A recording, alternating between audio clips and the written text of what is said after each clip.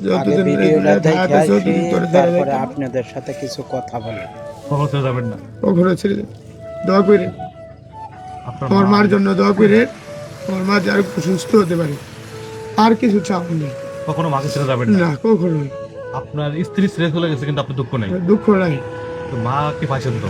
মা আমার মা থাকলে যে আপনার এই স্ত্রী চলে গেছে, আপনার মা আবার দ্বিতীয় বিয়ে করার জন্য বলছে, আপনি বলছেন যে না আপনি বিয়ে করবেন না যতদিন আপনার মা বেঁচে থাকবে, সে বিষয়ে একটু বলুন। বিয়ে করতাম না, করতাম না। মা যতদিন আছে আর বিয়ে করতাম, আর বিয়ে করতাম না। আর বিয়ে করবেন না। না, মা যতদিন আছে। একবার তো ধোকা খেয়ে হ্যাঁ, একবার ধরা খাইছি, সেও মারা তো। পরবর্তীতে যে বিয়ে করবে সেও তো হ্যাঁ, হ্যাঁ এরকম করবো। আপনার মা বলতেছে যে আমার সন্তান আমাকে অনেক ভালোবাসে, আপনার উপরে কিন্তু আপনার মা এখন বেঁচে আছে। হ্যাঁ, আমার উপরে, আমার বস।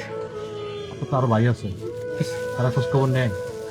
খোঁজ খবর মনে মনে করেন যে ওর সংসার আছে, ফ্যামিলি আছে, বয়গুলো বানাচ্ছে, 4টা সন্তান। এই যে মনে করেন যে একটা মেয়ে বিয়ে দেয়ালছে এমন তো বুঝুনি। আর বড় ভাইটারও পেটের সমস্যা, এরাই চলতে না। হ্যাঁ টুকিটাকি কাজ কাম করে, হ্যাঁ সন্তানরাই খাওয়াইতে পারতেছে না। মানে আমি বাড়ির থাইকা দেখা পরে কেমনে কই এইটা বুঝুনি তো। হ্যাঁ দেখতেছি, হ্যাঁ চলতে পারতেছে না, পরে কেমনে কি